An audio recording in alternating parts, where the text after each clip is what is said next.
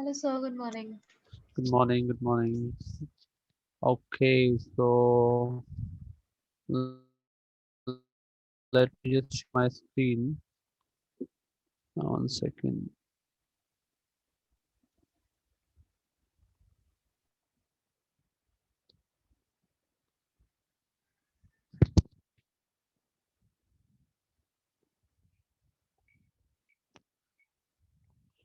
Okay, so today we would be doing fixed income.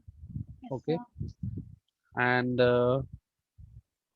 then tomorrow we would be doing money market. Okay, so let us start with the fixed income. So any question as of now, maybe with regard to the previous topics that we have covered so far, if you have anything No, to sir. check. I might ask some doubts by the end of the class because Okay. I haven't revised it fully. So, Mm-hmm. so also, can Okay. we revise the previous class like for 10 minutes by the end of it? Yeah, yeah, yeah. We can do that. That's not a problem. Yeah. Okay, okay.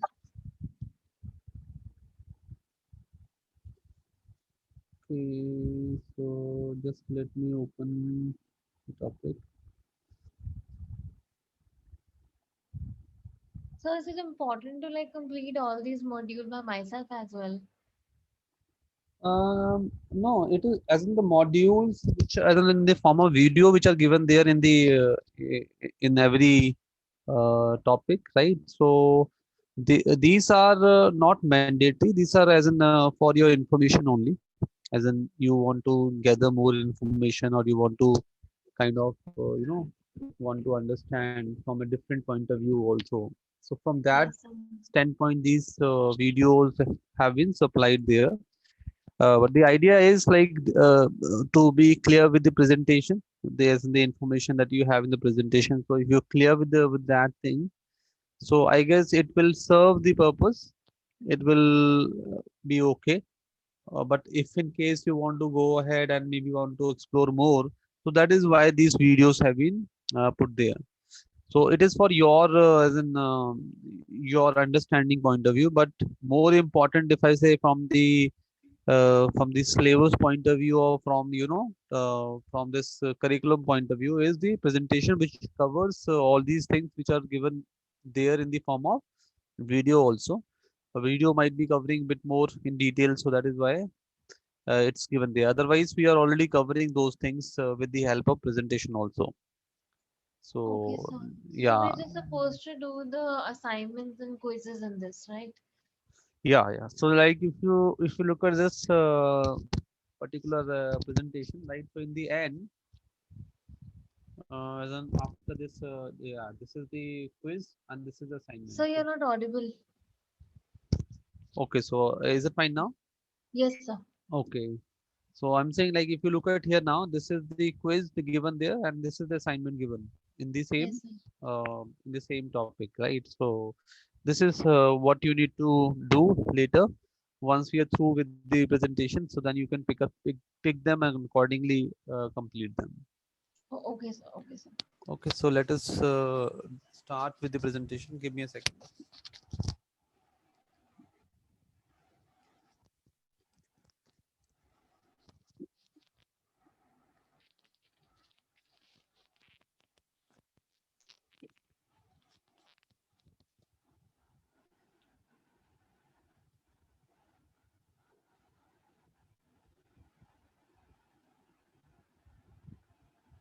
Okay, so these points we're going to talk in this So presentation. you're Yeah, not audible. yeah, So you're not audible. not audible. Okay, Yes, sir. one second, one second.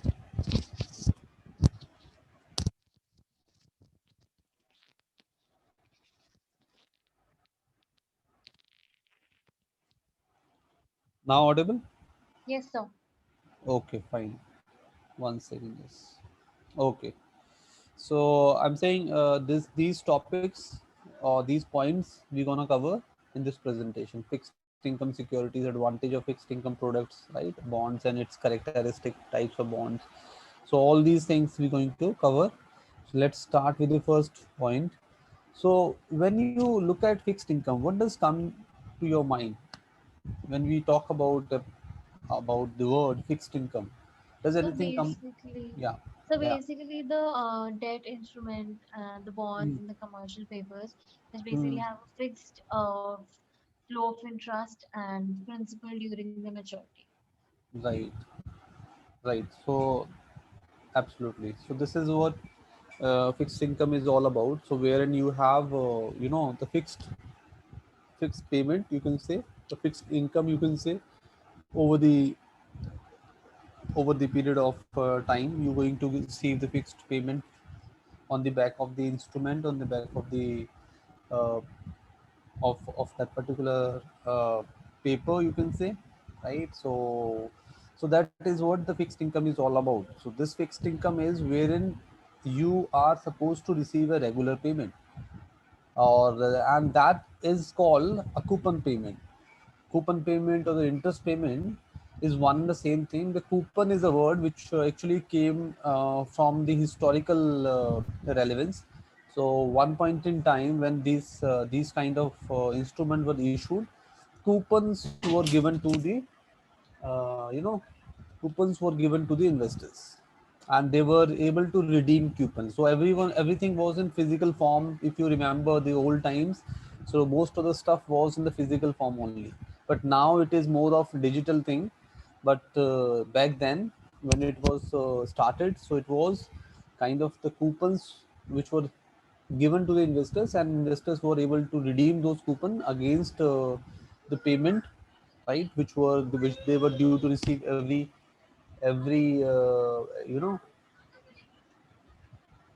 so that is how it was. Now we use these two words quite interchangeably. You can say the coupon is also used, and interest is also used when you talk about a fixed income, right? So who all can issue?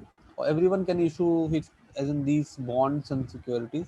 Central banks, state governments, public bodies, banks, institution, statutory corporations, and other corporate bodies. So you can, in short, we can say uh, every financial institution or every other body or other corporate which is there in the financial market, or in the market for that matter, they have this option to go with the bond issuance, and on the back of that they can raise the money, right? Okay, so let's move on. So if you look at the characteristic, what are the characteristic? Promise the holder fixed income over a time, right? Security, a legal contract representing the right to receive future benefit under a stated set of conditions.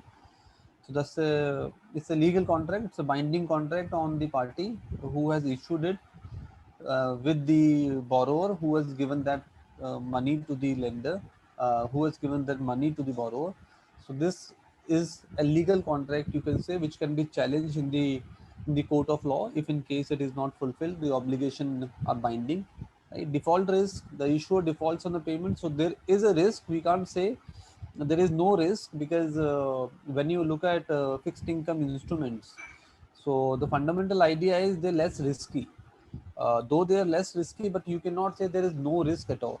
So that is something which we need to bear in mind. So example you can take of maybe you know about the Vodafone Idea, right?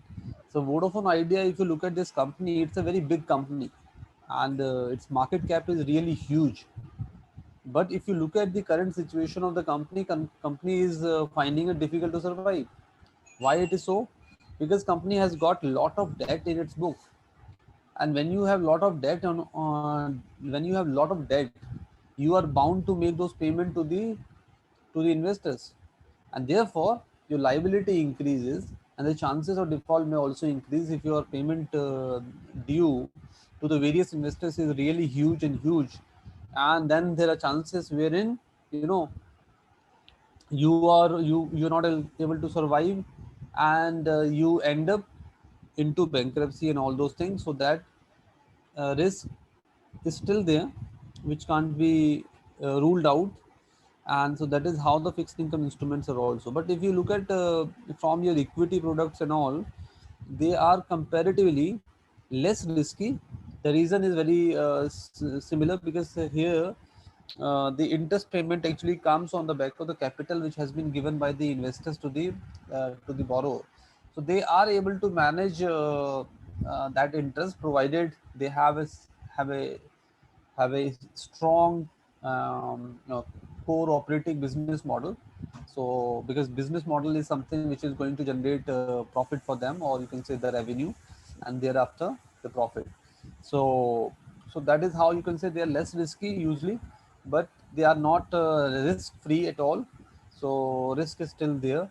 Bond indenture, the last term which is written there, the contract that stipulates the amount and timing of cash flow for a bond. So bond indenture is basically is a piece of as an paragraph or a piece of paper where this is very clearly written how the payment of interest and how this principal payment would be returned to the lender. So all those details are very clearly mentioned in bond indenture. Okay. So when you look at the advantages of investing in fixed income, so these are the advantages that we have. One, higher yield. So why we are saying higher yield? The higher yield we say because if you compare with the other instrument, like take an example of a savings account. So you can also generate some interest on a savings account, like 3%, 4%, or there's some banks which are offer 5.5% and 6% also. Some banks which are not big names, like IDFC First Bank, and so you can get some interest on the amount that you keep in your savings account. But if you look at from the fixed income like bonds and all, they generally pay higher interest compared to the interest available in the market. So that way you can say it's a higher yield, right? So lower risk is less, as we already discussed. It's a fixed income product, so regular payment are usually made by the issuer who has issued it. There are less likelihood of a company going into trouble and all, unless they have really got huge debt in its book. Then it can be a problem, like the example that we talked about, Vodafone Idea. They have got huge debt, and there is history, there is a background why they have got a huge debt. It is actually with as an uh, already hanging issue with them for years, that actually uh, came to them, and it became quite big one later because of the court hurdles and court tussles which actually ended up in against them. So that is the reason that a debt actually became quite a big debt in case of Vodafone Idea on its book. So that's a different story. Otherwise, if you take debt, as in if a corporate takes a debt or any company takes a debt, they also understand like this is the amount if they're taking, if they would be able to make the interest payment. Because interest payment, if you look, are not that big in nature like the equity. So in equity, you can actually earn profit of 12%, 13%, depending upon the situation to situation. That does not happen in case of debt, because the interest is clearly mentioned. This is the interest which would be paid to the investor. So which is why this point lower risk is mentioned here.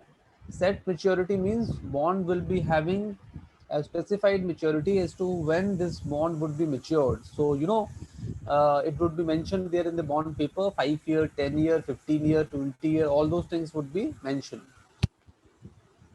right? So large varieties. So when you say large variety, basically it means different kind of bonds are there, which are different feature that we would be discussing in the subsequent slide.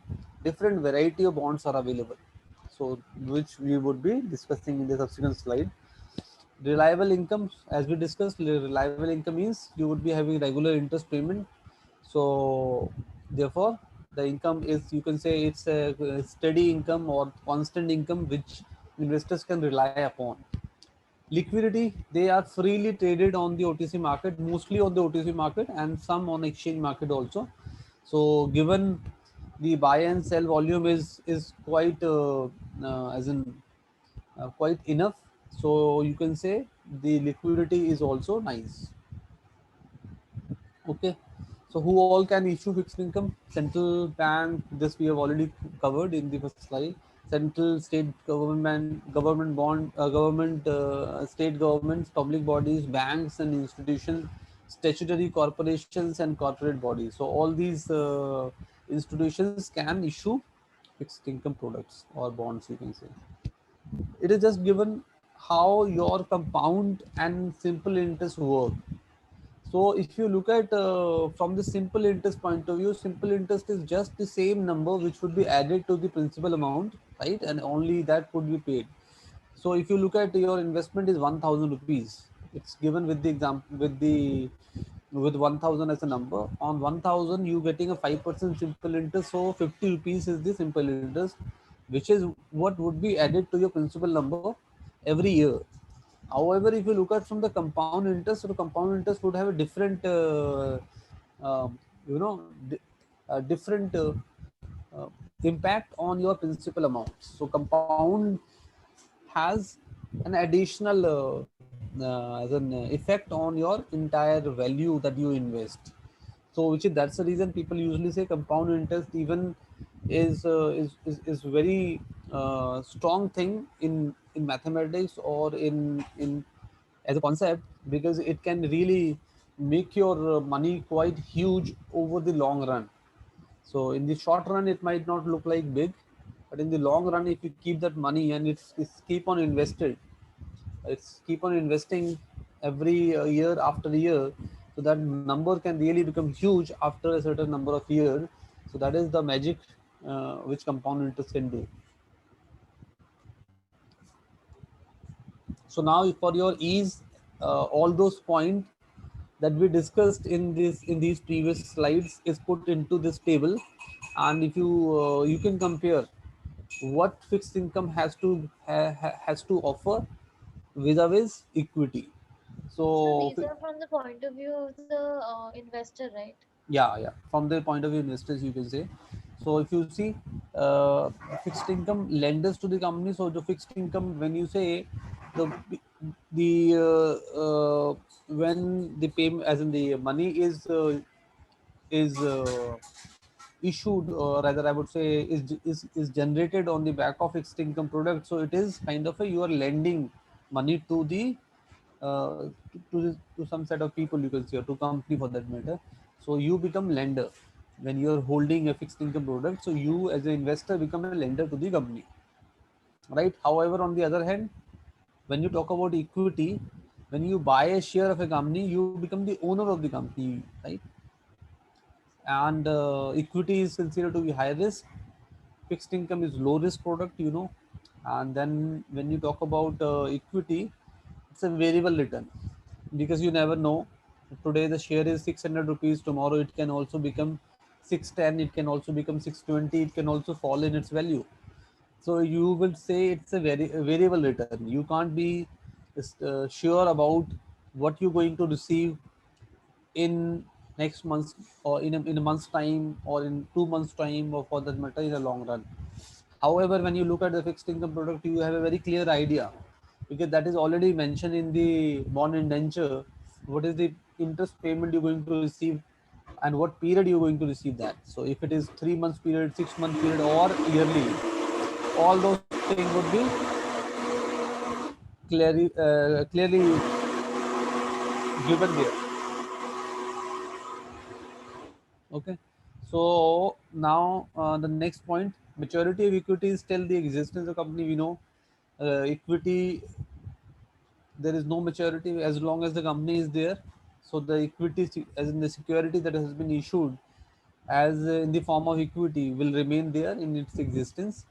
Similarly, when you look at the your fixed income, the maturity of fixed income security is pre-decided. You know, that is that number So as in the uh, yeah. so in equity, the maturity is till the time when the investor is holding the share, right? Not Yes. till the existence of the company. No. That way, yeah, that way you can say till the time you are holding the share, but you can continue holding it. No one is forcing you to uh, as in to sell the share. yeah. So as long as you don't want to sell, so then equity will remain with you, right? As in the share will remain with you. So if the share remains with you, so we are taking this assumption is already made. So maturity, from the company point of view, we are saying, so company is there in existence, so your share will also remain in existence. So let's take an example. Company is winding up its business. So that point in time, your share would be having no relevance. So that means you would have to see if company can give some payment against those shares, which is possible only when company has surplus funds. If they don't have surplus fund, they're not going to pay the investors or shareholders. And there is a clause which is clearly mentioned: given you are the owner of the company, you also share the risk of losing money. So which is what there in case of equity. However, in case of fixed income investors are paid first whenever a company goes into liquidation mode or in bankruptcy. So the bond holders are paid first, and then any other holders, any other creditors, you can say. Okay, so that's again the point we have already discussed. Last preference in liquidation, first preference in liquidation. Eligible for voting, do not have voting right. Okay, so let's move on. If you look at globally how this bond market looks like. So in India, the bond market is not that huge. It is still to evolve. So But why? because Indian market is, it's not very old financial market. If you compare with the as in the world economy and to our economy, right? So that is the main reason. It is more relying on equity and all. So bond, if you look at the Indian economy, it has got a lot of scope, Yes, sir. the growth scope, I'm saying. So that growth scope, is going to be, it will continue to be huge. It's continued, as in this growth is going to be huge over the period. So even if you look at the equity market, how many investors, what percentage of investors are investing in equity market? It is close to 3% only. And if you 3% of the investors are there in the equity market from India, I'm saying. Okay.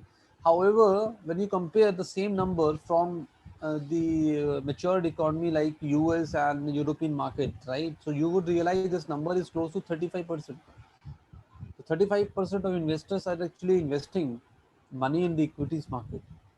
But what is the number in India? It is only 3%. Though that is when I'm saying the equity market is big in India, then the bond market. Right.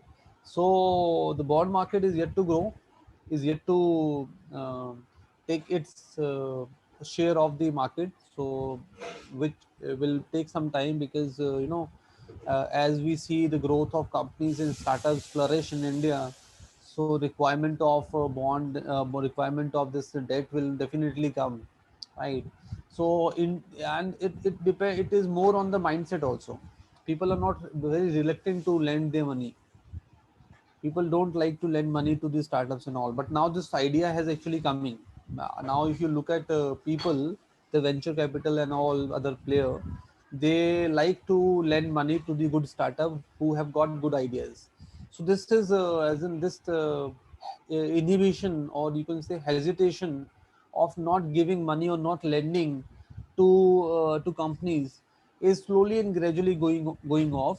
And then if that happens constantly over the years, then you will certainly find the bond market is also growing, right? Yes, sir. Yeah. Okay, so there are three different kind of securities that we going to talk in this presentation. One is a normal bonds, as a normal debt securities. Then there are two different kind of bonds or securities that we have. One is called mortgage-backed securities, and another is called asset-backed securities. But the concept of these two securities, as in how these are made, is same. So if you understand how the mortgage-backed security is made, then you also understand how the asset-backed security is made. So it is, you can say, we'll discuss about a process that is called securitization. There is a process named securitization. So securitization is the process with the help of that we make these kind of security, which is called mortgage backed securities and asset backed securities. So here the good thing is both kind of securities are made in a very same manner, but it is just one is just purely made on the back of the home loans or the mortgages, you can say, and other can be made on the other kind of assets like personal loan, auto loan, all different kind of loans that we have. So that can be the basis of preparing those securities. So that's the fundamental difference between the two. Rest the formation and process of making the security same. So this piece as a mortgage and backed security and asset backed security is something we're going to cover in the end, right? And this is something we're going to cover now, bonds. Okay. US bond debt market exceeds 50 trillion, making it by far the largest security marketplace in the world. So US market, as we discussed, is the huge debt market. So they are the one who are actually, you know, the front runner in terms of debt issuance. Debt issuance is quite huge in US, and as opposed to any other country. So that's huge in US, and thereafter the European countries now.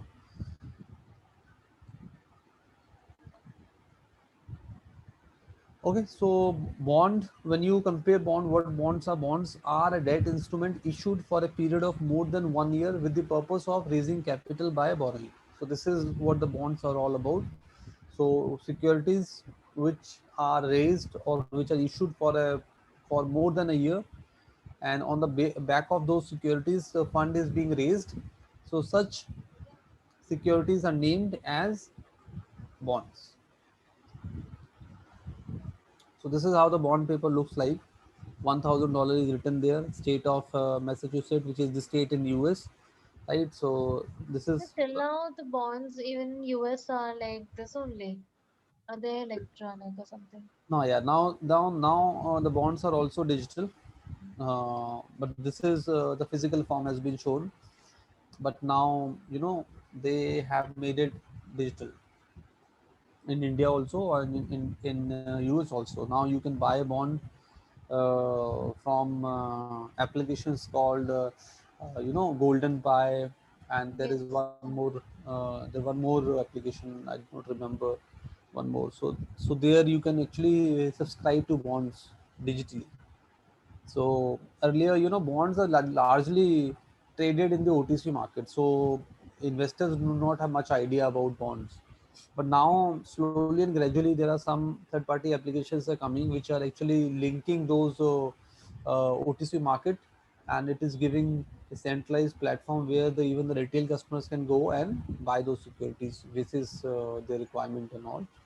So it is going easy now. It is becoming easy, you can say that way, from the retail investors. So now if you have a OTC platform like Golden Pie example which I'm telling you, so there you can also buy and sell your securities. So if you don't have that platform, probably you will find it to sell off, because even if you buy a security, if you do not find a otherwise you'll have to go to the broker. So broker will charge more commission. So if you have a platform, so there you would be able to find the multiple options available, right? And as in the different players would be there to buy those securities. So you can easily offload a position, you can buy more bonds and all those things. So that is now is becoming easier in India with the advent of new technology, you can say. That way it is easier to transact in bond also with the help of certain applications like Golden Pie and all. Okay.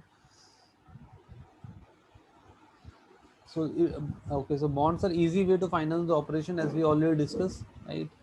So governments, all those can issue those bonds, right? So in US, the bonds issued are called treasury bonds.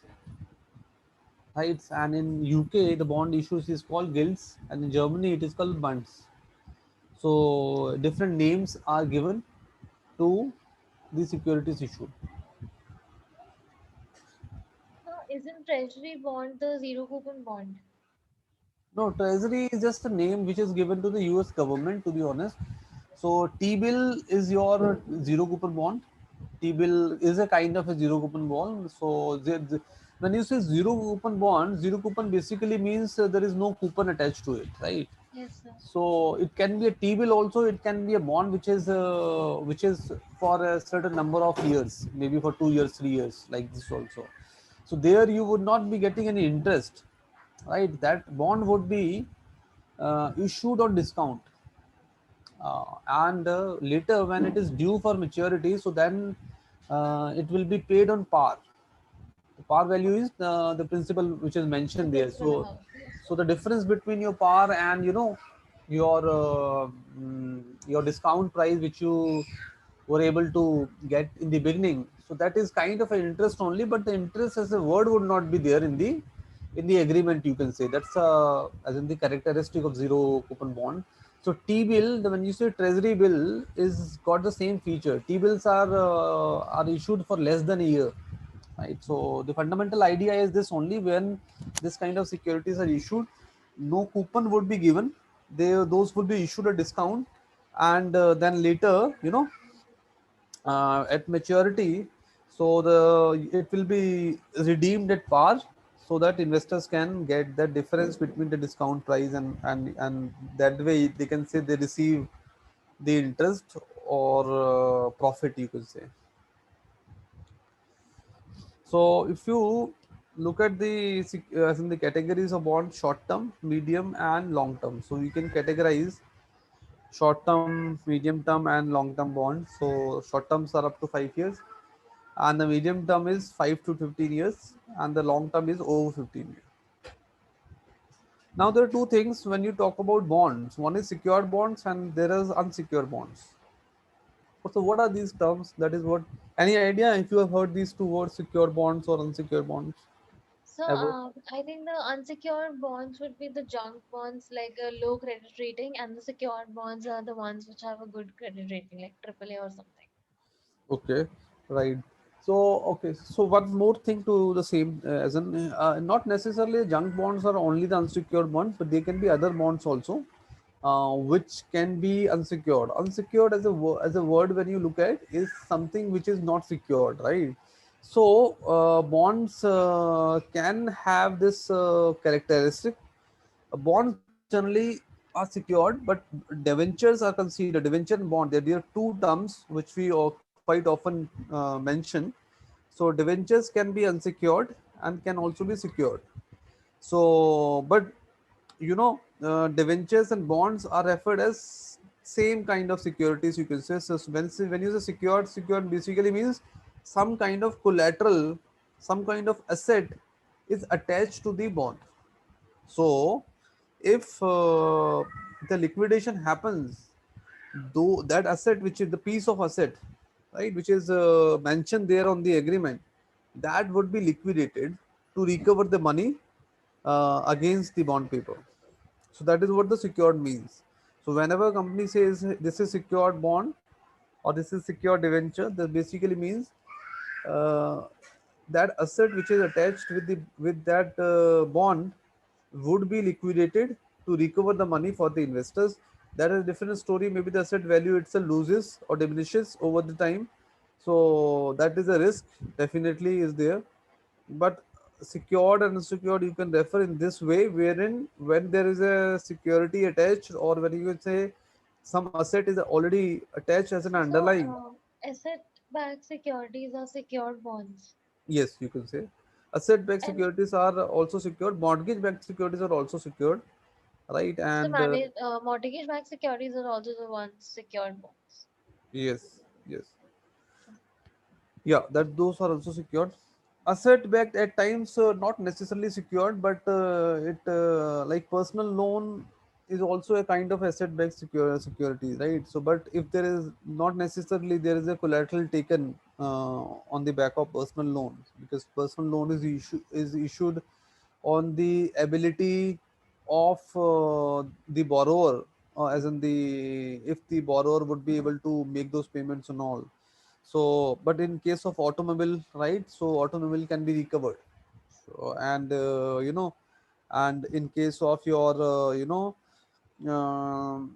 so there are different kind of assets. So there's some assets which can be recovered, there's some assets which can't be recovered. So if it is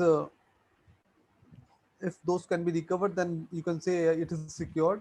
If it can't be recovered, then it is not secured. So mortgage backed security is always secured, you can say, because it is back of in the back of the mortgage, and mortgage is always available, is at the disposal of the bank when this loan is granted. So bank can seal the property, so that way it is secured, you can say. So secured bonds and unsecured bonds have nothing to do with the credit rating. No, ratings is a different, as in the rating is again given on the two factors. One, one is the as in the maturity of the bond, right? Another is how as in how secure the bond are, how uh, how are the chances of a company or the bond getting failed. So on that basis the rating is given. So rating is secondary thing into the picture. You can say rating is a secondary thing. Bond itself becomes the first thing, and thereafter rating comes. Rating can't come first, right? Rating will come second. So that means once the bond is issued, then the rating agency going to evaluate the bond. So what the bond promises to its investor. If the bond promises a good secured environment, if the bond is itself secured, so rating would be good, right? So rating is, you can say, it's a second stage of analyzing or evaluating a particular bond. So and that evaluation happens on the feature how that bond is secured, you can say. But rating uh, is not something which you can say comes first. It's a secondary thing to just evaluate the same security which is there in the market. So that is how you can say. Okay, Okay. sir. Now the same thing that we talked about, secured bonds secured on the assets of issuing company are known as debentures. Unsecured bond that are not secured are referred to as unsecured bonds. So the same thing, the fact that unsecured bond do not provide the holder with a claim on the assets of issuing firm in the event of default is normally compensated by means of higher rate of coupon. So you can see this word written there on the assets of issuing firm. So a company has got its assets, right? So when you talk about secured bond would have the assets, the underlying assets as the backup for the bond that you have got. So if there is no asset attached to the bond, so that means that bond is unsecured. That bond is not secured. And if the bond is not secured, so it is quite likely the rate of interest would be higher. Right? Agreed? Because why, as an investor, you would like to put your money in something which is unsecured? You would only like to put your money into unsecured bond when you feel the interest rate offered is higher. So that way you're taking bit more risk by lending your money, but again you are able to get a better rate of interest compared to the secured bond, Yes, sir. right? So that is the fundamental idea behind it. So this is again few more characteristic. So principal amount, the total investment made by the bond holder on the bond. So principal amount is the investment, or either you can say the par value that you're investing in the bond. Maturity can be 1 year, can be 5 year, can be 20 years. Contract interest rate, it refers to returns on the bond issued on the contract. The same is printed on the bond. So contract interest rate is also called coupon interest rate, coupon payment, you can say. Right. So that is called contract interest rate. Market interest rate is the rate which is available in the market. So that is called market interest rate. So the so market interest rate is different, and your coupon interest rate is different, or you can say the contract interest rate is different. Okay, then there is an interest payment schedule. So the payment, how the payment is going to be made, it can be, annual payment, it can be semi-annual payment, it can be quarterly, it can be monthly. So how that payment is going to be made to the investors would be given in the interest payment schedule. Okay.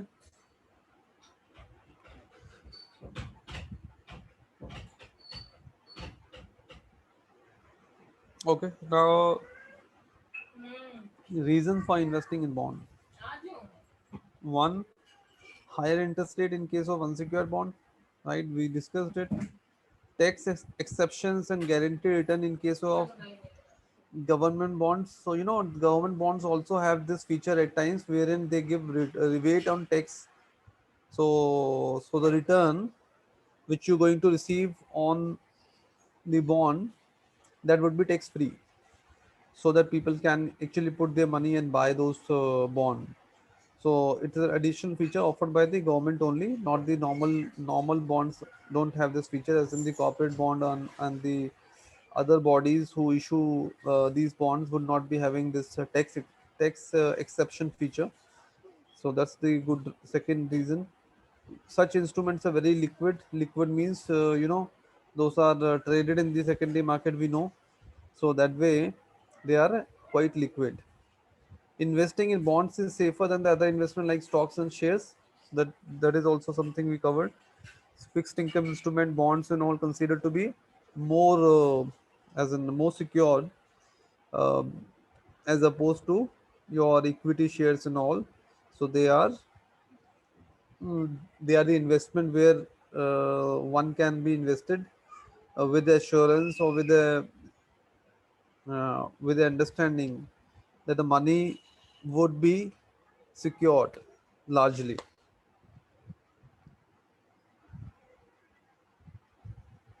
Right. So these are the few examples who all have issued bond. L&T Finance Holding has issued bond. Mudut Finance have issued bond. NHI has also issued bond. Indian Rail, IRFC. So this is the company which was recently listed on exchange also. So they have issued bond. Now they are also into, they have also recently, as in this year only, they did their IPO for equity. So all these companies have issued the bond, right? So clear. So let us just take a minute to look at the previous slide before we move on. Anything you want to ask? Anything? Just check. Oh, no, sir, no doubts at all. Okay. Okay. Great.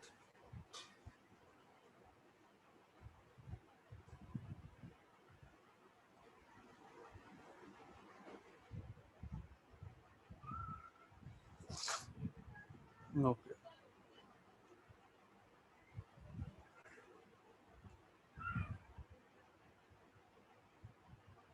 Okay.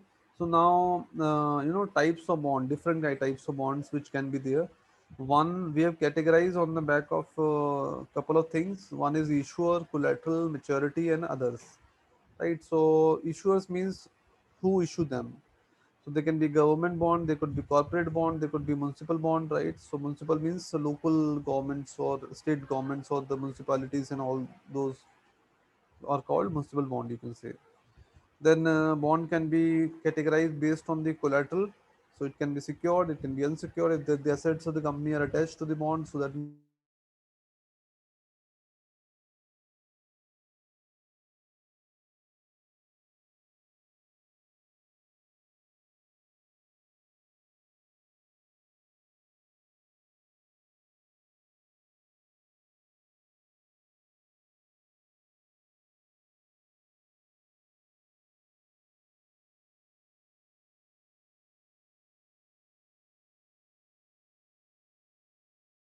secured.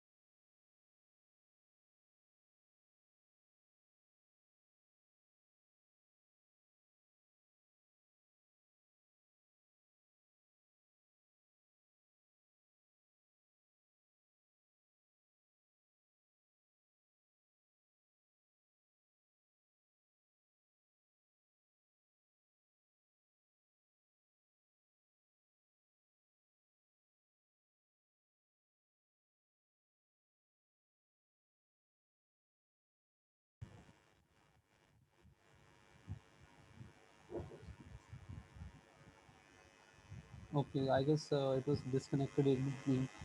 So, Shreya, can you see my screen? No, sir. Okay, give me a second. I guess it was. Mm,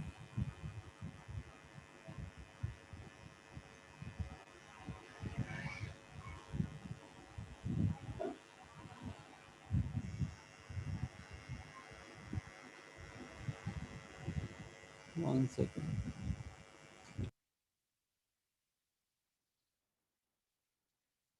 So we'll be completing money market in tomorrow's class, right?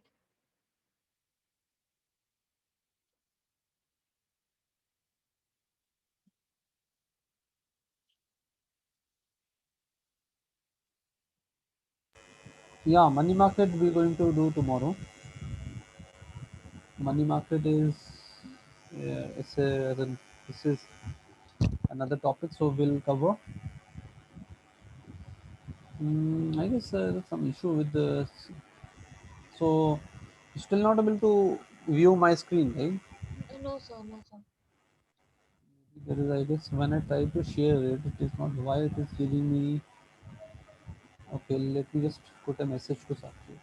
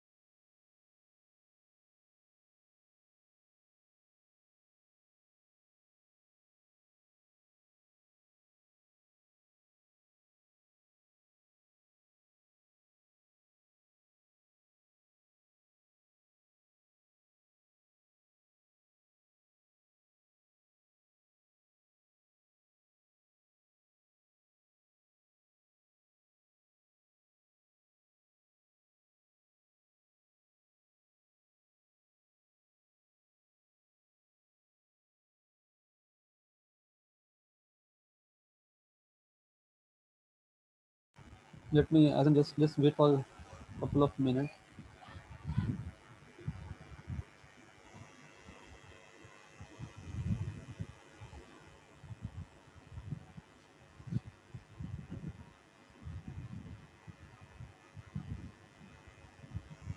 I have just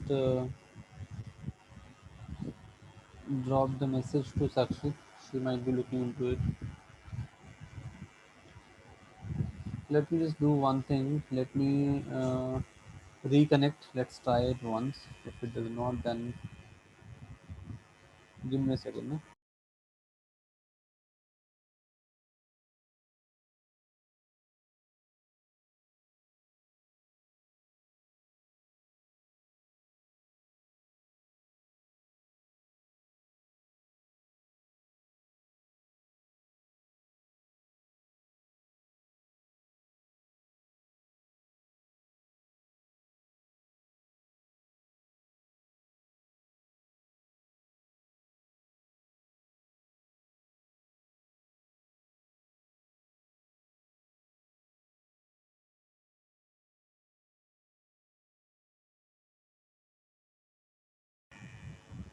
No, it is still the same, I guess. There's some issue with the screen share.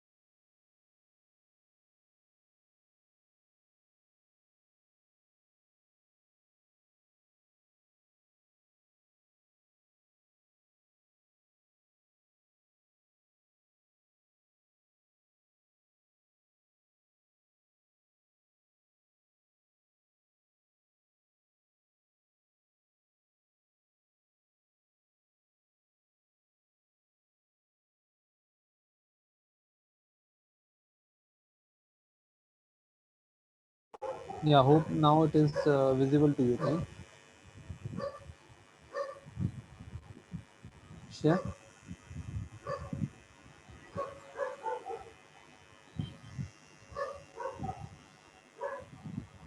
Hope. Yes, how I can see. Yeah, okay, fine. Let's go ahead now. So yeah, so we talked about bonds. So this is these few categories like issuer, collateral, maturity, and others. So as in the government can issue bonds, corporate can issue bonds, municipal parties, municipal bodies can also issue bonds, and then collateral based bonds are there, which is called secured, unsecured, that we discussed already. Then what all other bonds are there? Zero coupon, perpetual, all these we would be covering in the subsequent slide now. Convertible, foreign exchange, inflation, all these bonds we're going to cover now.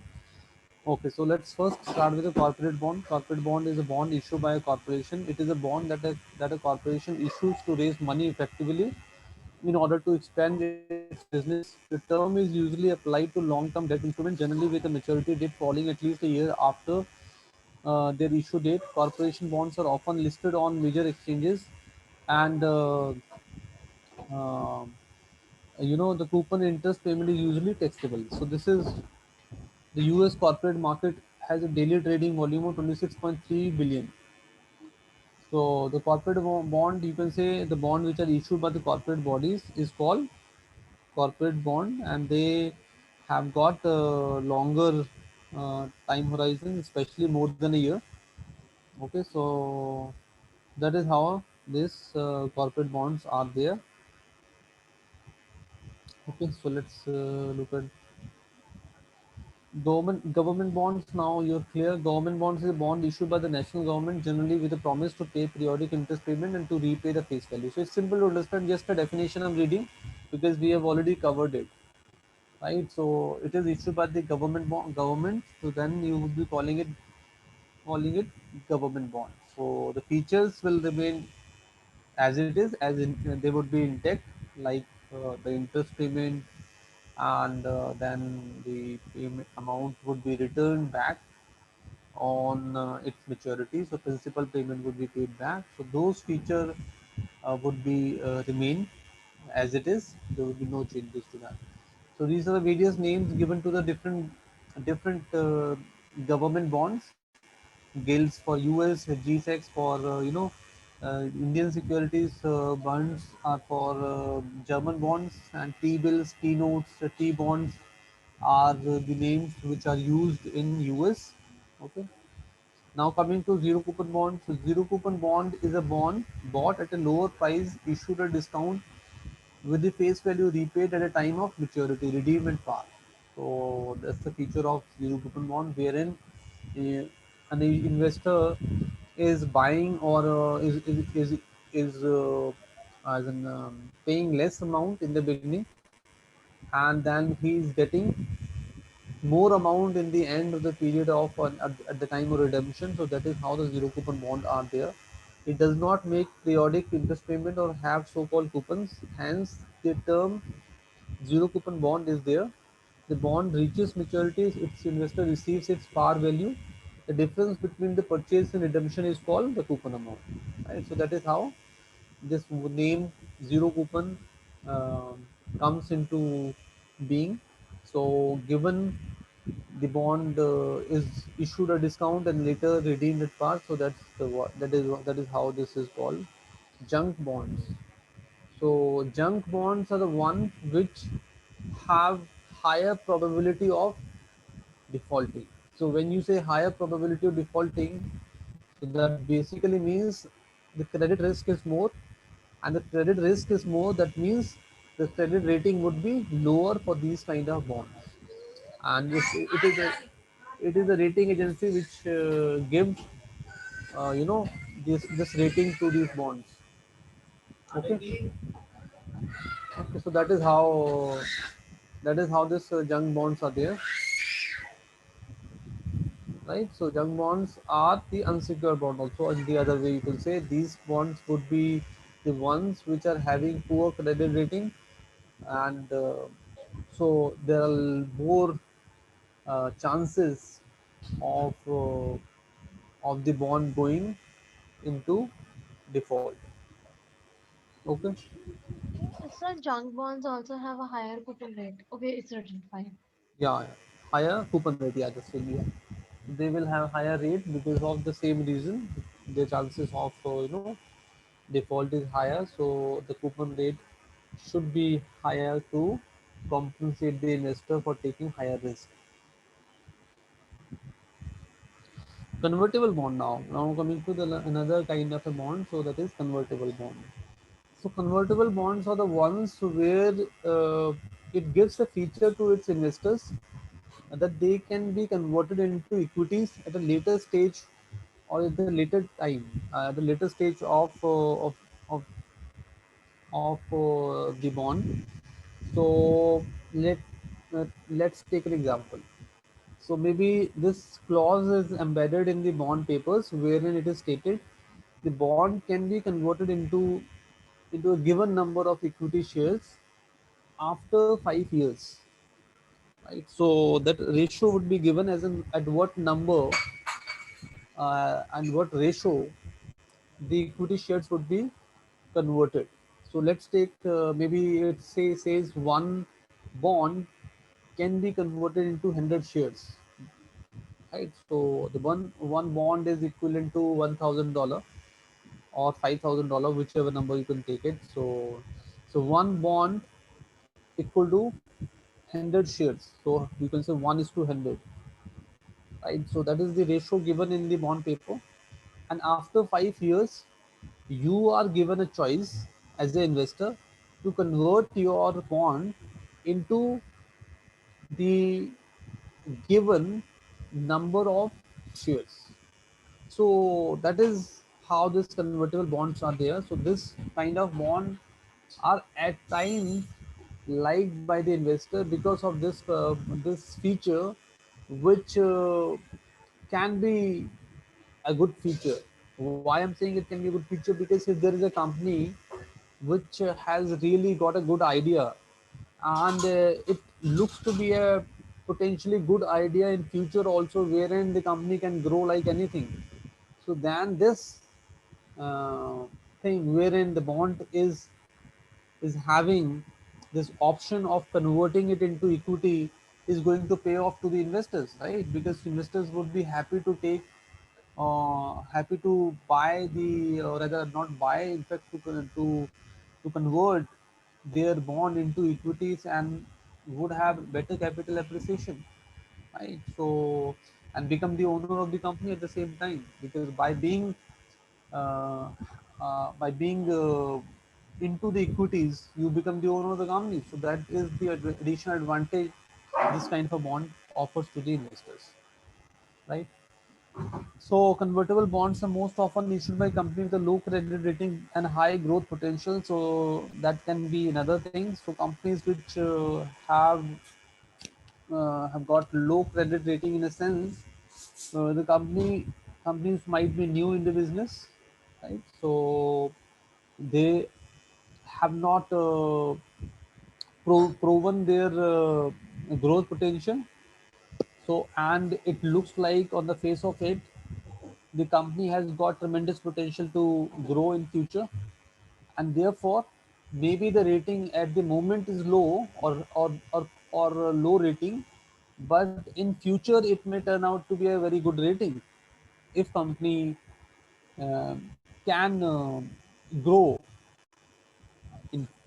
with the idea or with the thought process, and with um, with the vision which company has got or has formed, right? So basis that vision, it can uh, be it can turn out to be very good idea for the investors, by which they invest into such kind of a bond and later become the owner of the company by converting the bond into the shares, right? Any question as of now? Fine. So convertible bond has higher coupon rate or lower coupon rate in comparison to the normal bond, straight bond. Yeah, so in comparison to your normal coupon bond, so they usually have low coupon rate, you would say, and low rating also. So The re because of the stock option Yes, that they have. right, yeah, because of the stock option they have got, because it's an additional feature which is being offered to the investors. So there is a probability, and company as it is have a crunch of money. That's the reason they are issuing this kind of a bond. They are not established company. It can be startup also, right? So but it has got a huge of potential to grow in future, right? So with this idea, they are going with this option of convertible bond. So that is how it is, right? So, is there any condition on which that the investor can convert the bond, or they can just do it by their own wish? No, the condition would be this as an this 5 year thing would be mentioned in the agreement. It can be 3 years, it can be 5 years, No, it can sir, be like as in the price rises or falls on that condition, or it can be exercised at any time. no, they can convert at any time. So this if the price would not be the factor. Price would not be the factor because price in fact uh, as an investor when you take you would only like to convert this bond into equity when you feel like it is good to you, right? So as an investor it's a choice given to the investor, you can say, and the investor would only like to convert a bond into equity when they feel like it is a better value proposition compared to keeping it in the form of bond, right? So when you see the capital appreciation is better in equity, and then keeping continue receiving the coupon rate and all, so that is when you're going to convert this into your into equity shares, right? Fine. Okay, so convertible bond option to convert equity. So that's the same thing that we have just covered. What is inflation index bond? Have you heard this term inflation index bond ever? Yes, sir, I read about it. So I think it's that Yeah. if there's inflation, Mm-hmm. then there's a certain spread that is given Mm-hmm. Right. to the investor. Like the coupon also increases. Absolutely. So now let us look at this example here. So if you look at definition, let's look at definition first. Inflation index bonds are the bonds where the principal slash interest is indexed to the inflation and retail price index, right? So it is based on the retail price index as a some. There should be some index basis that you're going to measure the inflation, right? Then only you're going to calculate the inflation and going to add it. So there should be some measure available. So CPI is a consumer price index in US, is often taken. The retail price index is also one of the index which is taken into consideration to measure the inflation in the market, and they are thus designed to cut out the inflation risk of investment. Right now, let's take this example. So when you see the principal is 1,000 first year, okay, and when you look at the inflation in the economy, it is 3%. Inflation accrual is rupees 30, right? So 30 is the inflation accrual, so which has been calculated basis the inflation in the economy. So now the principal needs to be adjusted because earlier the principal was only 1,000. Now when you calculate there is 3% inflation, so inflation accrual needs to be added in the principal amount first. So what is inflation accrual? Inflation accrual is like the inflation, you can say. So if you have invested 1,000, right? So and there is an inflation of 3% in the market. Okay, so that means the 3% of 1,000 is 30 rupees. Right? That should become the actual principal amount now, because the principal should also increase because of the inflation, and that is what this is the kind of bond which you have taken, wherein the impact of principal and the interest will be taken care of. Your principal will be secured. If the inflation is more, the principal would be secured, you can see, and similarly the interest payment will also be secured. So this is what the inflation accrual is there. Inflation accrual primarily means the inflation in the economy, so that will be added, and then your principal will be higher. Okay, so now then you have got a interest rate also. Interest rate is of 3% only. That is the promised rate of return, coupon rate, right? So coupon rate is 3%. So this would be calculated on 1030, not on 1000. It would not be calculated 1000. It would be calculated on the principal amount which is after the inflation accrual. So inflation accrual is added to the principal amount, and that becomes your principal, right? So that is how this is where the inflation index bonds are really good. Your inflation thing is all, it's taken care of. Now you see, the interest would be 31 rupees, and then the inflation is 30 rupees. So total return, how much is the total return? It is 61 rupees is the total return, right?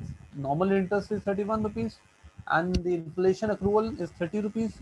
So your total return would be 61 for that given year. Now let's take the second year. Then second year the principal is 1030 rupees, which is the inflation accrual plus the principal amount which we had in the first year. Then inflation in economy is 6%. So what will happen now? So again the inflation accrual would be there. So that is 6% of 1030, and that comes out to be 61.8. That will be added to your principal. So the principal becomes 1091.8, right? And then you calculate the coupon interest on the same amount. So 3% is the coupon rate. So it becomes 32.7. So total return is 61.8 inflation accrual plus 32.7 interest. So total is 94.5, right? So okay, so that is how your calculation would be done, right? So this is the now. What do you think if there is a deflation in the economy? What will happen? This is the case that we have taken for the inflation, right? There can be another situation where a deflation in the economy. So how would this bond respond then? So I Will think it will behave like a normal bond. Yeah,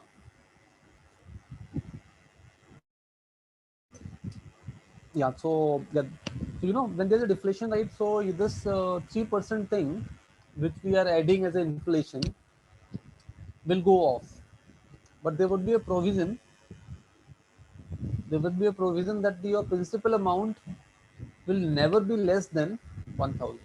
But there was a time back in the history, even the principal amount uh, was allowed to be diminished because of the nature of the bond, inflation index bond, or the deflation index, whatever you want to call it. So even the principal amount could go or could fall in its value. But now there is a provision. That provision basically says the principal amount will not be changed, or will not be below the invested amount. So if you invested 1000 rupees, so no matter what the deflation is there in the economy, so it will not go below 1000. So if it does not go below 1000, that means you will continue receiving the coupon interest which is there on 3% basis the 1000. So that is the interest that you will continue to see, right?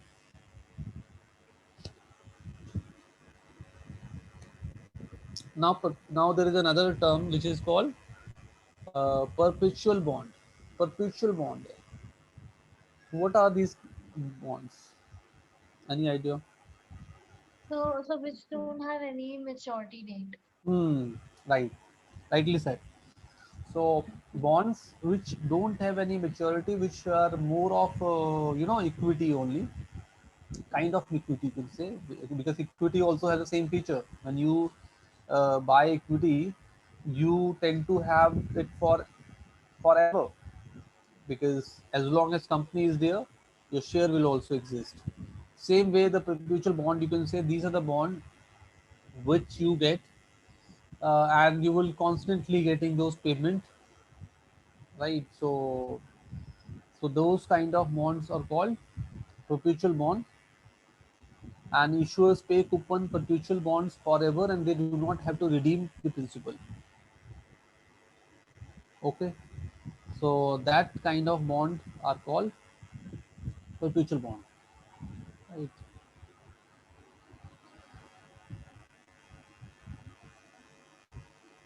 Okay, so just one more thing to add on the perpetual bond. So if you look at this perpetual bond, it looks to be uh, very lucrative investment in a sense, because we constantly receive your interest uh, over the years, right? And but at the same time, if you see, your amount which you invested in the beginning will remain invested forever, so you're not going to get your money back. And there could, and another thing which is about the perpetual bond is there could be a provision where the interest can also be increased, but that provision should be there in the bond only, on bond paper, then only it can be increased.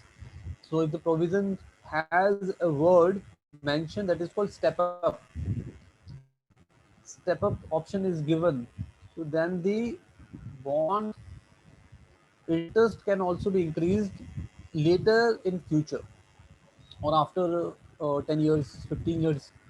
That provision can be there in the bond papers. If that is available, then the interest rate can be changed and increased also. But if it is not there, if not mentioned there, then there will be no changes to the coupon payment. It will continue as it is, as it was there in the beginning. Okay, coming to another bond, another type of bond, deferred bond. So deferred, any idea what kind of bond it is? So, deferred bond can be like a company is not performing very well, so it can Hmm. ask the investors that they will start paying the coupon after 2 years or a certain span of time. Hmm. Correct, right. So deferred can be in two form, as you said, like one with the company says to the investor like they are not going to make payment maybe for 2 years, 4 years, whatever the number they have mentioned there in the agreement. Like for those number of years, they don't make any payment, and it could be the case where the bond is for 5 years only, right? So bond, so they can say that we're going to make the payment at maturity only, we're not going to make payment for the for 5 years, and we are deferring it till maturity. So when the maturity comes, that's when they're going to make the payment to the investor. So it can be two ways. One, if the bond is for a longer maturity, say for 15 years, 10 years, so they can come up with the clause for another 4 years they're not going to make any payment to the investors because of their expenses and all those costs and all. And later, after those number of years are completed, they can be they are going to make the payment to the investors. So that kind of bond are called a deferred bond, right? No periodic interest paid out when the bond expires, that's one. Good for those who want to save money while accruing more interest. Now coming to foreign exchange currency bonds. So what are foreign exchange currency, right? So as the word name suggests, these are the bonds which are issued in foreign currency, right? So the governments, companies, large corporate entities in a foreign country to raise money, right? So these are the bonds which are issued in the foreign currency. So that's a good investment at times, wherein you can reach out to the foreign investors and raise money. So that is how this foreign currency bonds is there. Okay. Then going to the next one. So the foreign currency bond names is given there. If it is issued in US, then it is called Yankees. If it is issued in UK, then Bulldogs. Issued in Japan, then it is called Samurai. So these are the different foreign currency bond names are given. So now coming to callable bond. What a callable bond? Any idea? Any? If you've heard this term before, Yes, no. okay. So callable bonds are the bonds which benefit the issuer, and they Hmm. have the option. Basically issuers have the option to buy. Hmm. the bond when the interest rate falls Hmm. and Right, before, right. like before the maturity date. Yeah, very good. Yeah, so yeah, right. So callable bonds are beneficial to the issuer, right? Because issuer has given this thing in the bond agreement that they can call the bond back after a certain number of years, maybe 4 years, 5 years, which is given in the agreement, so they can call it back. And now after 5 years, they see the interest rates are really falling. So it is really a good value proposition for them, because why to you continue making payment, continue making higher interest payment to the investor when they can really call it back and issue the same bond at the lesser interest rate because of the market rates, right? So it's really going to be beneficial to the issuers. So that is how the non-level bonds are there. Issuers can call it back and then issue it in market at the higher at the lower rate, and that thereby they are able to save the interest payment which they are making to their investors, which would be at the higher side in the first case. It can be lower down by issuing it the second time. So, or maybe they don't want to issue it anymore. That's up to the issuer only. They call it back, they don't issue it, that's a different story, but they can also have this option. They call the bond which are issued at the higher interest rate, and then issue the new bond which can be issued at the lower interest rate due to prevailing market conditions or prevailing market interest rate. So they can have this provision then. Putable bond, any idea about putable? So it will be like opposite to the callable bond. They benefit the investor, Hmm. and the investor has a right to sell the bond prior to maturity when the interest rate rises. Yes, correct. Right. Very nice. So putable bond is for the as in, for the buyer of those bond, right? So it's good for them. They can put it when they don't like the bond, or when they have other options available in the bond, other options available in the market. So why to continue with the same bond when they find there is a better bonds available with a better interest rate? So maybe after a certain number of years, maybe 5 years or so, which is given in the agreement in the beginning, the investor is able to put it back to the issuer and redeem its value, and then either get this amount invested somewhere else, or whichever way he wants to do, right? So that is how the portable bonds are there. Then the bonds and risk we talk about. U.S. Treasury bonds are generally considered to be the safest bonds in the world, because U.S. government is considered to be the most powerful government in the world, right? So there is very less likelihood or less chances of U.S. bond failing. So U.S. Treasury bonds are considered to be the safest, people say, right? So that is how it is. Riskier bond has to provide a higher payout to the compensate. Some bonds are tax exempt, and these are typically issued by municipal government bodies or counties, state governments, and all. Okay, so that is how. Just to give an information, this you. Now let's talk about rate associated to the bond. The rate at which a bond is issued is an interplay between two factors. One is your market rate, and another is your coupon rate. So these two things that we're talking. If the contract rate is less than the market rate, right? If you have got a bond, and the rate, the coupon rate, when I say coupon rate, you understand we're talking about the return which you're going to receive on a bond. So, or the interest payment which you're going to receive on the bond. When the coupon rate is less than the current market rate, then you would be saying the bond is issued a discount, right? As it is given there. If the contract rate is a coupon rate only. If the contract rate is less than the market rate, then the bond is called to be issued at discount. If the contract rate is equal to the market rate, then the bond is called to be issued at par, right? So the contract rate and the market rate both are equal. That way, you would be saying the bond is issued at par. When the coupon rate is higher than the market rate, then you would be saying the bond is issued at premium. right? So that's what is given there. Now, so there is a relation. So with this, we also have a relation between interest rate and bond prices. So what is this relation? This relation is inverse relation. So when the interest rates go up, the bond prices will fall. Why will it happen? Now let's try to understand it. Maybe if you have any idea why does it happen? Any idea why bond prices fall when the interest rate go up?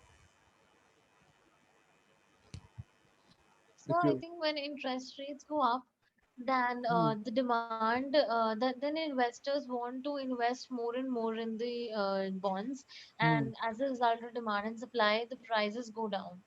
And vice versa, when interest rate falls, people want to take out their money, and then like demand is less, so the prices rise. right, okay, correct. So when the interest rates go up, so you would like to put your money where you can avail the good interest rate, right? So when you say interest rate here, we are basically talking about the market interest rate. We're not talking about the contractual interest rate. We are referring to market interest rate. So the market interest rates are good. Let's take assumption, and your bond is paying less interest. So what would you do? You would like to sell your bond. You would like to invest your money where you can avail better rate. So that's the reason. So if all the investors start doing the same thing, so bond price will automatically fall. So supply would be more, and the and demand would not be huge, and therefore this is going to happen. So when interest rates up, bond price will fall, and interest rate is low, the bond price would be higher. Okay, just given an example here, issued on 1st Jan 2018, 5 years maturity, 1000 face value, 6% is the semi-annual. It when the interest rate is 8%, the price has gone down, right? When the interest rate is 4%, the price has gone up. It's just to give an example here.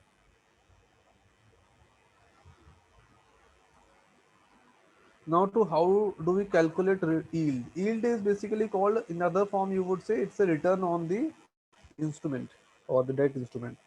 So how this is going to be calculated? It's calculated with the help of this formula, that is coupon of the bond, right? The coupon payment of the bond divided by the price of the bond. So that is what will determine the current yield, as in the return on the bond. So obtains a general idea of size of the coupon on a bond, focuses on current income. Okay, so let's look at this here now. So if you have, how will so coupon payment is 100 rupees and the price is 1000. So if you want to see the yield, so yield would be 10%, right? In percentage term, you can calculate it's a 10%. Similarly, if the price is lower, so your yield will be higher, right? So if price is higher, the yield would be lower. So the yield is, as in the percentage of return, rate of return, you can say yield is rate of return also, that's written there, is higher when the price is lower. Price of the bond is lower, then the yield would be higher, and the price is higher, then the So yield the would be low. current yield is so the current yield is also like the yield to maturity. Yeah. No, no. The current yield is, as in you are calculating the yield for that current period, for the current time, you can say for a year. Yes, so basically, if we calculate YTM for 1 year, then Yeah. it will be equal to the current yield, right? Right. Yeah. Yeah. That way you can say if you calculate for YTM for a year, so that is current yield, right? Because it has got only 1 year, so that is the current yield, you can say. And if you take it all the years into calculation, then you would be saying the YTM is different. So YTM would be same in case of a normal 1 year, and maybe if you take it longer horizon, then it may vary because interest rate will change, so YTM will also change during the life cycle of the bond. Okay, so let's look at this. So this is simple to understand this particular example that we have discussed here. Three cases we designed here. So one where the price is 1000, another case where the price is 800. The coupon is not going to change, so that's the reason the coupon is same, right? 10%, $100 is the coupon amount that's given there, because bond amount, bond coupon would be same. So coupon is not going to be changed. So which is why in all three examples we saw, we can see clearly the $100 is constant. Only the price is changing, and because the price is changing, the yield is being impacted. So yield can be higher, it can be lesser, depending upon how your price is there in the market. Okay. So now you got three relation. This we did already earlier in the previous slide. We have already discussed it. Right now, you also do the same comparison with yield. So, given the price goes down, we know when the price go down, so yield always rises. That's what is given there. Just an additional one thing that we have put in here. So we know the price goes down, so it is possible when the interest rate go up. Right. Similarly, when this happens, so the yield will also be there. We can keep yield there. So yield will go up. So vice versa, you can say in this example also. So right. So the few definitions, few terms given there. Coupon is the return on a bond. Yield is a return percentage based on the price at which the bond was purchased. Right. Coupon is fixed and never changes. Yield changes based on the current market price of the bond. Correct. Now coming to YTM that we were talking. YTM is basically a term that we refer to when we are going to hold that bond until maturity. So on this assumption, the YTM is calculated. So you're going to hold the bond until the maturity. So what would be the rate of return? So that is basically your YTM. So rate of return anticipated on a bond if it is held until maturity is called yield to maturity or YTM, you can say.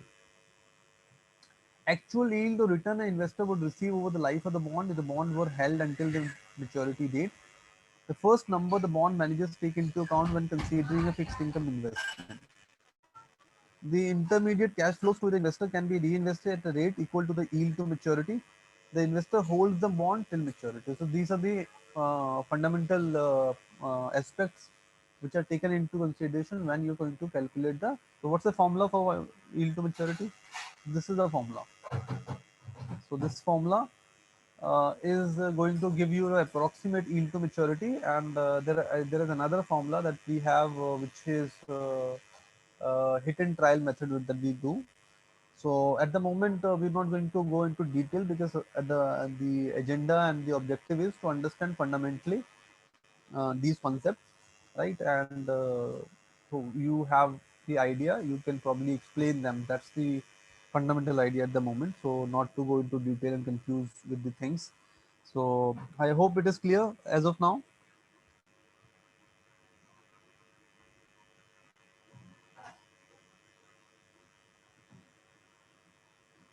Good to move on. Yes, sir. Okay, Yes, great. sir. Yes, sir. Okay, so this we have done. This is just a calculation given there. Maybe you can take a look later. It's just based Yes, on the sir. same formula that we have here. Nothing more than nothing difficult. So this definition we have done all, we have done it, but then let's read it once. The current yield indicates the return on the bond based on its current market value, right? And yield to maturity is an anticipated rate of return associated with the bonds till maturity. So this fundamental uh, calculation you do basis uh, you are going to keep the bond till maturity, right? If a bond is bought at the discount of the face value, then the YTM would be higher. We know that the bond you have bought at a lower price, then your yield to maturity would be higher than that of the current yield, as the discount rate raises the yield, right? So on the other hand, if the premium is paid for the bond, then your YTM will be less to the current yield. So it's simple concept. So if you are able to buy the $100 bond at 800 rupees, then it is quite obvious your return would be higher. And if you buy the same $100 bond for 1100 rupees, so your YTM going to be less. It's a simple thing that's given there. Oh, excuse me, sir. Yeah. Sir, can we like wind up the class today at 9:40? Sir, I Nine. have a 4 hour long class. class after this, so I need Okay, to okay. go to 20 No minutes worries, of study. no worries, no worries. So we can do it. Thank you, sir. We can close it in another 10 minutes, No, sir. right? So we'll just cover these couple of slides and then we will close it. Maybe Okay, next. sir. How many slides we have here? Let me just. Okay, we have got 66, but let's do only 2 3 slide now, and remaining we can take tomorrow. Fine. Okay, sir. Thank you so much. Okay. So, so this is accrued interest. So, what is accrued interest is something that we're gonna talk in a sense. There is two terms which come into play. One is clean price, another is dirty price. So, dirty price is basically clean price is without the accrued interest. So, there is no accrued interest, like you say you have got a bond which is going to pay you semi-annual interest payment. So if you're holding a bond only for 3 months, so there is some interest component which is already added in the in that instrument, but that is not paid. It is just being added. So that accrued interest at times in some of the countries, when bond is traded on the clean price, and in some countries the bond is traded on the on dirty price, which is current price plus the interest, accrued interest you can say. So if you see here, uh, see look at this. So price which the bond buyer pays bond seller, clean price plus accrued interest used in Europe, right? And the market value the bond which the buyer is willing to pay to seller, excluded accrued interest used in US. So if you look at these two different market, so different prices taken for the bond while they are traded, right? So depends upon country to country. There's some country which take clean price into account. There's some country which some country which take into dirty price into account while trading those bonds. Dirty price, clean price, that is how these are referred in the financial world. Okay, then there is another term which is important. This one, day count convention. Day count convention is just a method to calculate the interest rate, and it depends upon country to country, or you can say instrument to instrument also. Different instrument and different countries have got a different method of calculating the interest on the product. So let's quickly understand it, and then we probably try to close it after these two slides, this and this. Okay. So if you look at here, actual by 360, this is actual means actual number of days. By 360 is a year, you take it 1 year is 360. In the second method, you take it actual number of days divide by 365. That means you take the entire year with the number given 365. In the third method is you take it 1 month, you take 30 days and calculate interest. In the last method, you take it actual by actual, means whatever number you have and whatever number of years, number of days in the year you have, that is the method you take to calculate the interest rate. Let's take this example quickly. So let's if you want to calculate the interest, how would you calculate face value multiplied by coupon percentage and day count convention? Day count convention. So 15,000 is the face value, 5% is the coupon rate, and till March 8th, starting from January, how many days are there? January has 31, February has 28, and then your March has got 7 days, because on 8th March you sell it. So you will calculate with the first convention, day count convention method, which is A oblique 360. So this is the interest you will get. If you calculate with A oblique 365, so interest will be a bit different.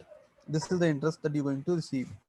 If you calculate with this method, then interest will be a bit different. This will be 139.58. Similarly with this, it's a bit different, right? Okay, So sir. so that is how this day count convention is there for calculating the interest only, and it will be different little bit here and there.